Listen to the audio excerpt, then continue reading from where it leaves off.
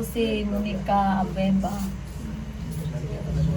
So, first question nga ma'am is, giun sa nimo pag-support ang iwang bata para makatuan diri sa balay? Kuan, pag uli niya sa eskwelahan, ako pwede sa tinuan ng basa. Huwag ka ng mga times, kaya importante mo yung kamot ang pinta, yung basa, kaya hindi ta mailag. So, ang second is, unsa ang mga pamaaging nga makatabang ka sa maestra para sa mga bulaton sa eskwelahan, like sa programs? Kuan ka nang unay mga donasyon, mo donate ka, niya. Unay mga meeting, imo gina siyang atuan kay aron ang imo kong anak murag dili po siya makuan ba nga eskwela wala ka. Namadlok sa maestra bitaw ano din yung mga bata. Pag wala ang mama. So, last one is, ano yung message sa other parents para mag-support sa education?